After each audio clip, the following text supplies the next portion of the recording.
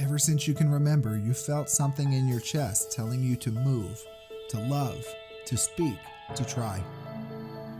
Day after day, you pretend you don't hear it calling, or maybe you dismiss it as silliness or worse. But it's there, ready for you, and it will wait for you as long as you need. My name is Johnny G, and I invite you to join me on a journey of awakening as we dare to embrace our light. This is Refractive.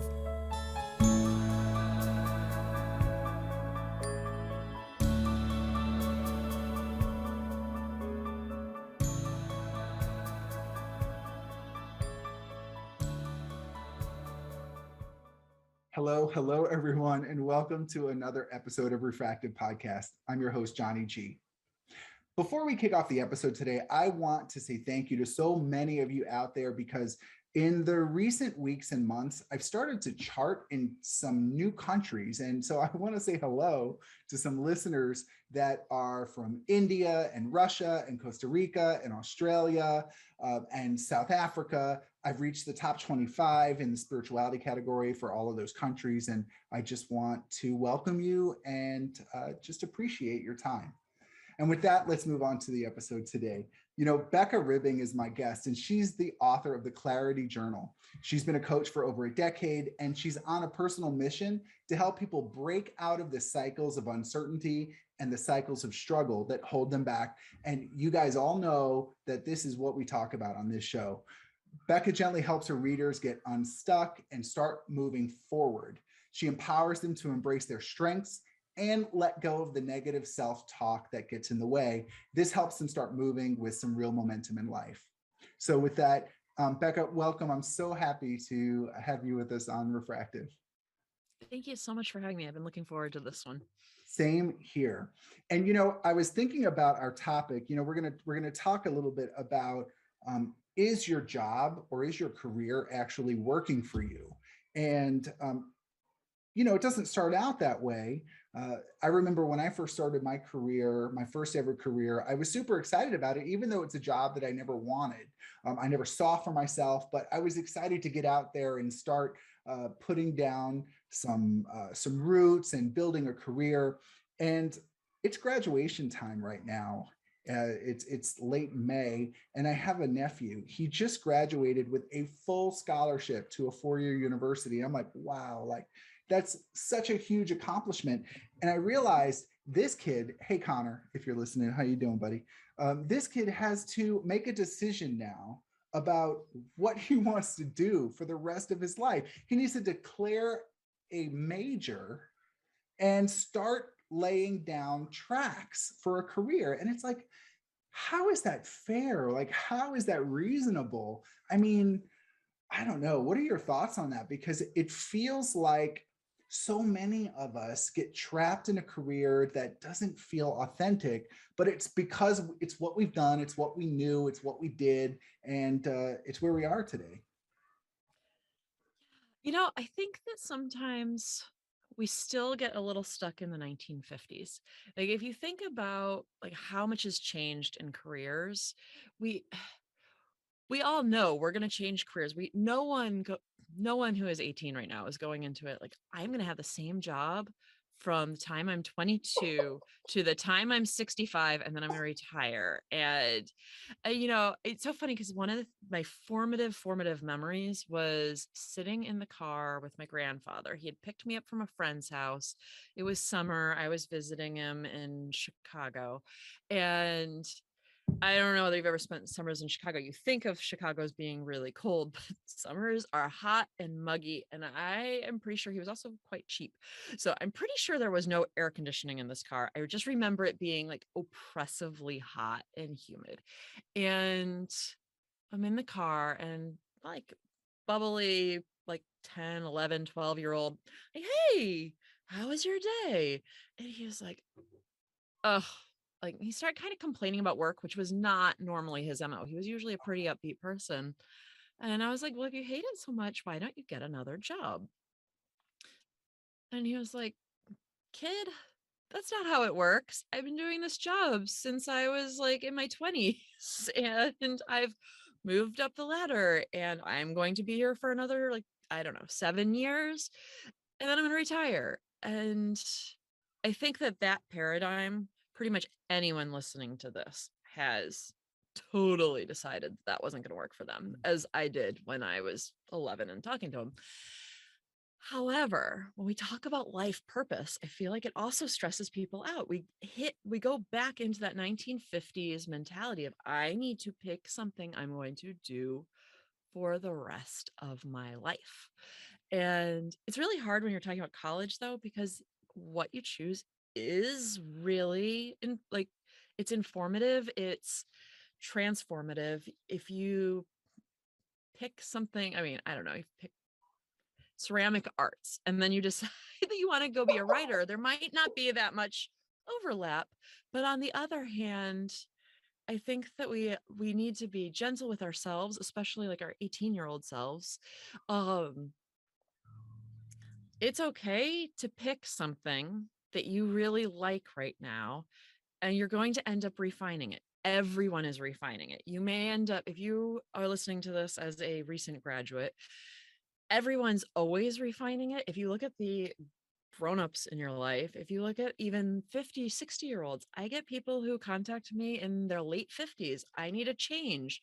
What do I want to do? And I think that it's much easier to take this in chunks. Like I usually tell people that are out of school, like 3 to 5 year chunks. What do you want to do? But don't put the pressure of what am I going to be doing in 35 years? Because you literally don't even know. And one of the things that so illustrated this point, it was really funny. I was, on the internet and I saw this meme. It was a picture of a job description. I don't know whether this job description was right or like true, real, or wrong, but it was social media manager must have 20 years experience. Right. And I saw that. Go for it. it's like, well, I was MySpace relevant to what you're doing as a social Right. media manager right now? Exactly. Yes. That's the thing, right? It's like what I don't know. It feels you're right. I think gentleness is key here because we have to make a move. Well, I mean, we don't have to make a move, right? If we want to talk about, on the spiritual level, like we don't really have to make a move, right? But we're most likely going to make a move, and that move is going to have an impact on our moves tomorrow. And yeah, I mean, the good news is, Becca, that I mean, like I'm sure as you know, that there are a lot of college majors that well, for instance, I was an HR director, and it didn't matter what your degree was in, right? If we had leadership roles that required a degree, I think the exact wording was must have a 4-year degree in a related field. And like related field is, I mean, yeah, it's fake news. That's a fake term. It doesn't make sense. And so, I mean, unless we're talking about med school or unless we're talking about something really specific, like, you know, acting and fine arts, then I mean, a lot of it will kind of move over. But I don't know. It seems like a heavy burden for kids today. But do you think it's a heavy burden? Well, I think that the med school example is actually a really good one because med school's not college, and I think that I haven't had this experience too much with doctors. I've only ever met one person that went to med school and then decided not to be a doctor. Lawyers, on the other hand, I get called by lawyers very often. And what ends up happening is in my discovery call, I'm like, okay, we can definitely move you. I can't get you $170,000 a year right off the bat. We can work back up to this, but like, no, you're not going to like go. A lot of times they want to go into politics. I'm not going to be able to get you that. I mean, I might, but you'd have to really know a lot of people. Like, I can't get you that job.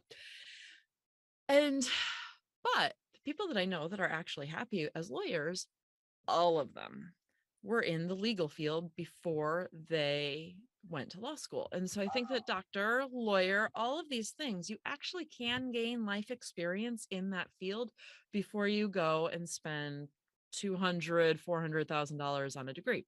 Mhm. And I think it's a really important point because it just shows this is all a continuum. Like I kind of view it as more like a river, you can course correct. I am the master at helping people rewrite their resumes to make, you know, someone who had been a scientist into an like to change it because they just got their MBA. Sure. But those are course corrections.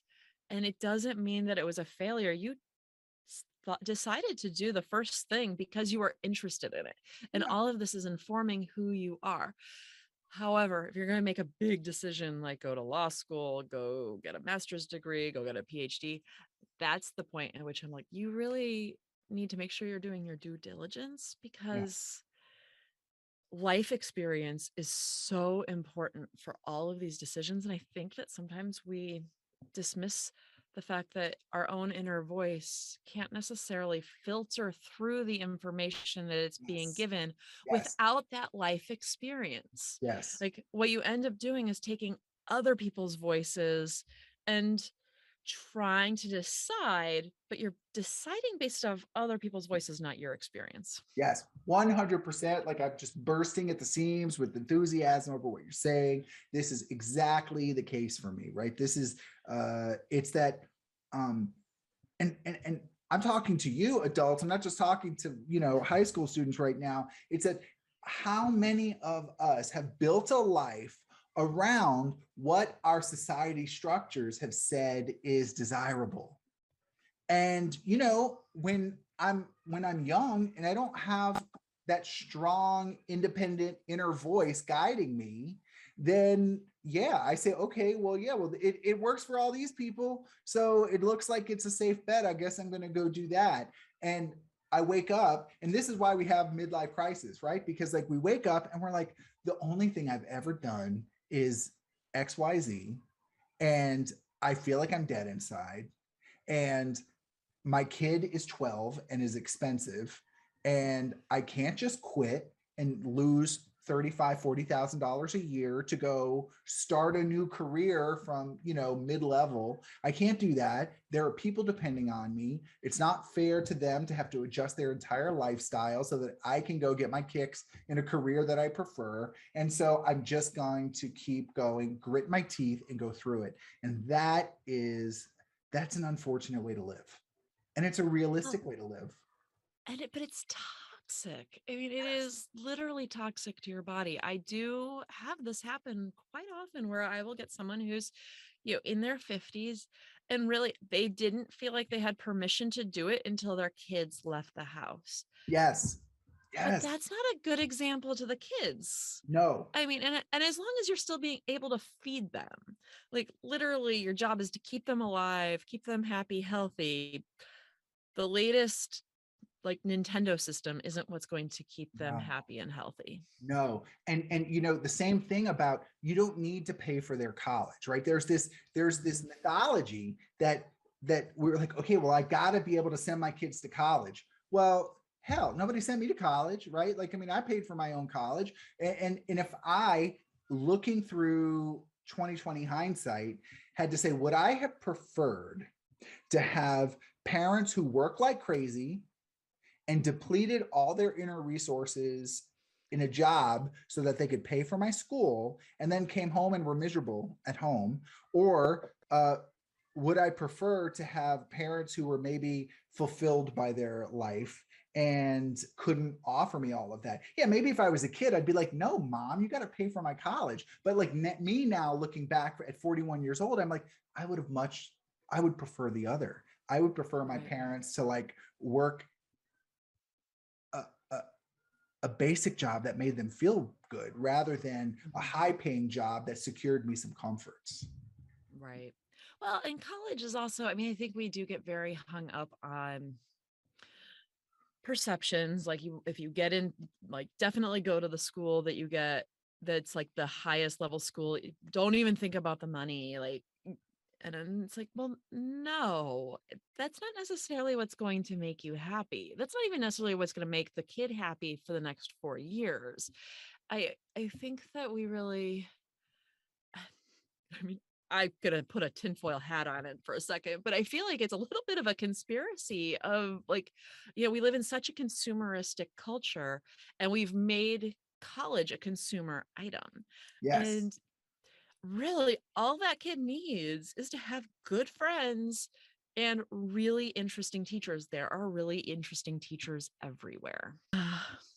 So let's talk then about the workplace. When we think about, is my job, is my career working for me? How do you approach this when you have a client that feels kind of boxed in something that doesn't fit anymore? So often when I work with a client, the very first thing we do is work on permission giving. Like, and that's probably a big reason why people end up hiring me is because what they need is that permission to put themselves first, that permission to explore and be creative again, because the people that love them want them to stay safe, and staying safe is almost always staying small. And so we really work on like what their strengths are, what they bring to the table. It's so funny because one of the first things I do is really just gather story. Like I ask them a ton of questions, and as they're talking about their career and things that they like and don't like at work and stuff, I start figuring out what their strengths are. And I'll say, "Hey, do you realize that organization is really a strength of yours? Or do you realize," and I'm usually a little more specific. It's sometimes hard for me to come up with like very pinpointed specific ones when I'm talking generically, but I'll come up with something that's very specific, and they'll always pause and be like, "Oh, but it just comes naturally to me. Like it's easy. Like why is that a strength? I don't value it because that's easy."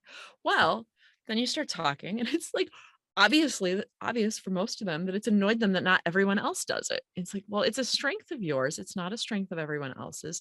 This is something that you enjoy doing, comes naturally to you. Like, Yeah. how can we bring this into other jobs? It doesn't even necessarily mean that you have to get another job. It just means you need to reshift your thinking so you orient towards your strengths. And this also goes back to our school conversation because who says everyone needs to get an A in math? Like, really, as long as you've got the basics, I mean, there is a level of math fluency that is really important in adult life. That level of math fluency is not calculus. No, it's low. It's low. Like it's It's like really how many bell peppers per pound can I get for $4? Like that's all I need to know. It's really probably like the first half of geometry and algebra 1. Yeah, there you go. And so, like, and maybe not even all of algebra 1. So, I feel like it's really important to recognize that eh, you don't have to have every strength. What really helps you be a happy, sustainable human is to really know your strengths, value them, and make sure other people are valuing them too. And that Mhm. kind of ties into that question of like, how do you know whether your job's working for you? Well, one of the big ways whether you know whether your job's working well for you is it using your strengths and Yes. are they valuing those strengths? Like I remember, and the strengths that you love. I remember I was in one job and because I knew how to fix computer problems like by turning the computer on and off, the the boss decided that he wanted me to go take all of these computer classes in SQL, Mhm. which is like a really big database program. I'm like, just because I can turn on and off a computer and like fix the 60-year-old's problem, Right. and I can fix a printer doesn't mean I want like, and I could do database management. I don't want to. That's not what I studied in school. This is absolutely nothing to do with what I want. And yes, I could spend, the next 6 months of my life really like studying and Yeah. gaining mastery, but it's not what I want to gain mastery in. Right. And I think that we run into stuff like that, maybe not such extreme examples, but stuff like that at work. And we all like creative challenges, but we like creative challenges that we're getting to choose. Yes. And I think we stay in jobs too long. Mm. Like school hasn't, because we're so used to the school system, you go You have the same teacher for a year and then you get another teacher for another year. I hear a lot of people who come to me and they are mad that they haven't gotten a promotion, that they haven't been moved in their company. I mean, I'm sure if you were in HR, you have people complaining about this all the time to you probably. And it's like, okay, but it doesn't work for that company. And that is not the only company out there. Right. And so if they are not moving on your timeline, don't be mad at them. Just take back control. Yeah. Yeah. That's right. It feels like, one of the things that has made a difference in my life, and I try to help clients with it if it feels natural for them, if they resonate with it, is to really start to listen to your intuition. And it takes so much courage to do what intuition tells you to do, because intuition often is not aligned with societal expectations. And so you have a situation where intuition says, oh, well, I want to be an actor, or like I want to open a ceramic studio. And everyone around you goes, no, no, no, no, no, no, no, no. That's bad. Like, just do business. You'll be okay. Like, just get a business degree. And it's the thing is that when I was in high school, Becca, like, I wanted to go to college for acting. Okay. Like, I wrote this thing in the yearbook, like, I'm going to NYU and I'm going to study acting. And no, I didn't do any of that. I didn't do any of that. I went to the school and studied what I studied because it's what made sense to everybody Right. around me. And the thing is that I gotta tell you, if I would have just followed that path of going to be an actor, I don't know if I would have made it or not. Chances are I wouldn't have made it as an actor. I don't know. But the fact is, like, I would have been doing something that felt powerful for me. Right. And I just think that there's such an opportunity for us to listen to the signals we get from our most loving self, right? It requires discernment. Is this about my ego, or is this about my true wisdom? And then it requires courage to say, I hear you, I understand, I'm going against the grain, and that's what I need to do.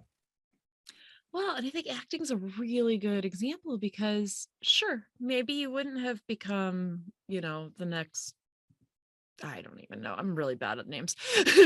But um But I what mean other maybe doors you would have been opened? well, but maybe you would have become a really great voice coach, or maybe you would have been Right. a voice actor, or maybe you would have been, and I think this is the thing that so many people don't even recognize is there are so many jobs. Los Angeles, a like a major part of our economy is entertainment.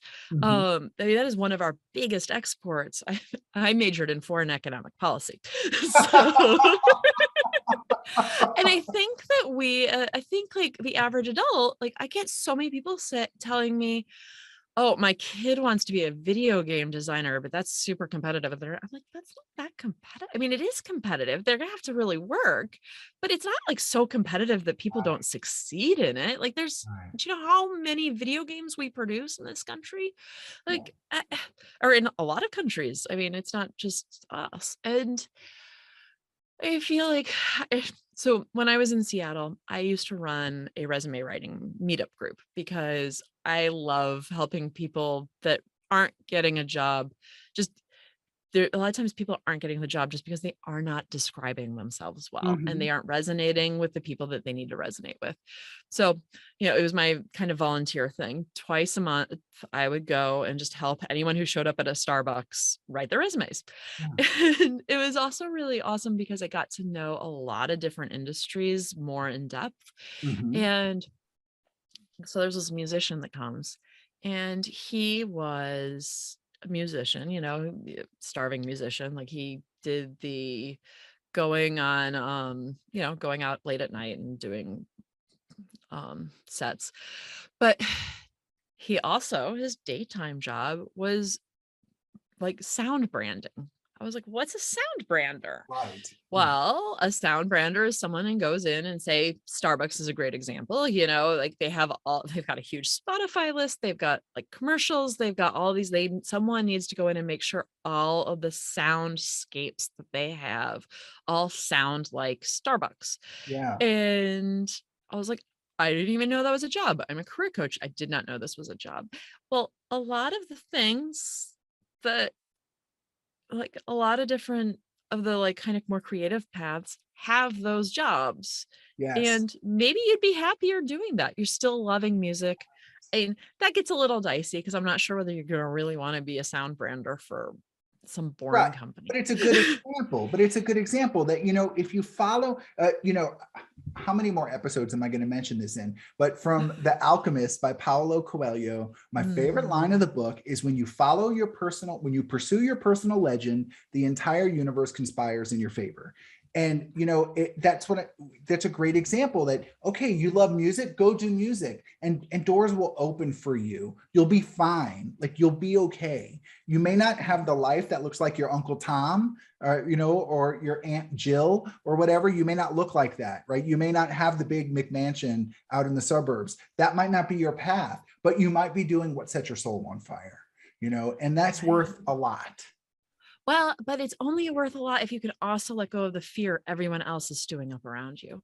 Yeah. And I go back and forth about whether I actually believe in law of attraction, but I Mhm. do believe that it is if you are listening to all the fear around you, then maybe you're not allowing yourself to dive in as much as another person because subconsciously holding on to the excuse. Yeah. And so maybe you wouldn't find the sound branding job or voice acting or whatever it is. So you still have to be able to throw yourself into it without spending too much time worrying Mhm. about what society says and really spend a lot of time figuring out who is successful and who is successful in a variety of ways, like not just looking at like the Keanu Reeves and the people that who are like Yeah. really have hit their peak. Like look at the people that are under that layer of Yes. success. What Yes. are they doing? How are they doing it? And I Mhm. think sometimes we also really focus too much on whoever's reached the peak of what we're doing. And it's like, but Yeah. you need the steps. You need to know what the next 3 steps are. So you mentioned, as we kind of are on the downslope of the episode, you Mhm. mentioned that one of the things that you have clients do is make a list of their strengths and what they enjoy. What are some other things that you'd recommend listeners do if they know they just have the gut feeling that their career doesn't work for them anymore? They want to make a change, but it's so overwhelming. What do you suggest? Well, this is why I wrote the Clarity Journal. So Yeah. it Oh, feels tell me like a about natural plug. it. Yes. Yes. But but I think the reason why I wrote the Clarity Journal was because I was in my own moment of kind of waffling back and forth about what I wanted to do. I had been a coach for a really long time. And however, I had also had this period of time where I was, just trying to get through it. I had a hip injury. I moved cross country in the third trimester of my pregnancy with my second kid. And then that kid was born with a massive amount of ear infections.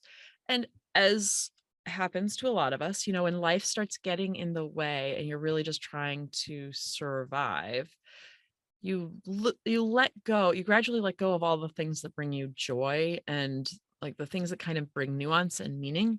Yeah. And so when I was coming out of that, I was like, I knew there was something missing and I didn't know what it was. And Yeah. I was complaining to a friend, like, why am I not happy? I like coaching. There's something missing. And she laughed. She's like, Becca, you're a coach. What would you tell yourself? And so I sat down, I got off the phone. I was like, thanks. Like, really didn't want to hear that, but I needed to hear it. Yeah. Sat down and wrote out every single writing prompt I could think of that I'd ever given other people to think about. Okay. And then as I went back and did them, I just realized how important it is to get out of your own head, to Yes. have the questions asked in a way that can bring the aha moments in so you're not just stuck in your rote. Sometimes I call them negative mantras. Like I get my own negative mantras. We all have when we're in that feeling of like muckiness. we all have these mantras that we say to ourselves, like, oh, I don't know what I want to do, or why won't they give me a promotion? Why aren't people valuing me? Whatever it is, you've got something in there. Yes. And so being able to ask yourself these questions outside of how you've been thinking about it already is, I Mhm. think, one of the biggest things. And that's coaching, and that's not just coaching with me, that's coaching with any coach. Sure. um Quite frankly, it's like coaching with, like, even like a totally different type of coaching. Like if you went to someone who's a fitness coach, you'd probably end up having these same aha moments. Like, Yes. it's just pulling yourself out of the comfort zone and allowing yourself to go deep, and that's scary. And so a lot of times people will avoid it because the answers might end up feeling like, oh, I do need to get a new job, I don't want to do the resume. Right. But ultimately, you have control of your life. Mhm. And the more that you can really embrace that and recognize that you want change, you want to be happy, and it's okay. That's your birthright, really. Yes. Like, and only you are going to give it to yourself. Yes. You are the savior you've been waiting for. You really are. Exactly. Yes, exactly. So, okay. So, another thing that I've found helpful when working with clients, and I wonder if you agree, is so back when I was in HR and my organizations, we were launching the rollout of a new service or making a change to the business in some way. We always had a critical path, and the critical path took a took a goal, a major goal, Mhm. and then we would brainstorm all of the sub steps within the goal. And I call them like lily pads that you would use to hop across the pond, right? And so we'd say, all right, if I want to accomplish X, here's all the things that need to happen between now and then. And once I have those in, I assign a deadline to each of those, and then I put them on an Excel spreadsheet or a piece of paper. And all of a sudden, I have these lily pads of deadlines of small tasks, and this can stretch out for years. It's fine for somebody to do this on the scale of 2 or 3 years, because if you don't start now, it's not going to. 3 years, you'll just be stuck in the exact same place that you were before anyway. So make that little incremental progress based on a step here, a step there, and all of a sudden your life looks different. And that's worked for me. I don't know if that's the system that you would recommend for your clients as well, or if you have a different take. Well, I think that any way you can break it down into small steps is absolutely necessary to do anything that's scary. I think that when you're looking at the big picture, it's overwhelming. And so I think that you're dead on. I mean, however you do it, it may be an Excel spreadsheet. It may be, my husband has about 1 million index cards. If you go into his Yeah. office, he's got index cards strewn all over the place. Yeah. But whatever system you need to use, and I'm going to just say, like, I think that part of this is finding the system that works for you. Yeah. And if a system isn't working, get a new one. But Throw it away. Exactly. but I think that if you are scared, absolutely the only thing that's going to work is breaking it down to as small chunks as you can feel are manageable. Okay. Excellent. So I don't know if you can hear it, Becca, but the place I'm staying, there's this enormous church, and there's like 6 bells in this bell tower. I Can you was hear it? wondering what it was. It almost sounds like a rock concert, like It's playing like way amazing. far off in the distance. It's amazing. It's so the sound of bells like this is like my favorite thing in the world. To me, it's the sound of God, right? I would, when I walk down the street and I hear big church bells, like for some reason it just resonates with me. And so it's like at 5:45 every day, I get 10 minutes of this beautiful bell. So listeners, I'm sorry if it messes with the sound quality. I can't help it, but I don't know what you can hear right now, but I love it. So I'm just gonna revel It's for. really not that loud. It's just kind of pleasant. So hopefully everyone else is enjoying it as much as I am. So, Becca, if the listeners want to get in touch with you, learn more about how you work with people, and want to learn more about the Clarity Journal, how can they find out about you? So Clarity Journal is easy to get on Amazon. And then you can find me at beccaribbing.com. So it's BECCARIBBING. And I'm sure it'll be in the show notes. All right, perfect, excellent. Well, everyone, Thank you so much for tuning in. Becca, thank you as well for bringing your wisdom to the show. I enjoyed it. And yeah, I really appreciate your time. Thank you so much for having me. Everyone, as you go out through your day and meet all these other people who are struggling just like you and me and Becca here, we're all just trying to do our best. So as often as you can remember, aim your light. Take care. You've been listening to Refractive Podcast, and this is Johnny G. If you found today's content uplifting, if you think it might make somebody's day better, give it a share on social media, click like, subscribe. All those things help to expand this podcast's availability to new audiences. I'm a speaker, a coach, and a facilitator based out of Washington, D.C., but I travel a lot. If you think I can be of service to you or to your organization, help people get unstuck or move into their authentic power, shoot me an email. My email address is refractivepodcast@gmail.com. Take care. Thanks for listening, and aim your light.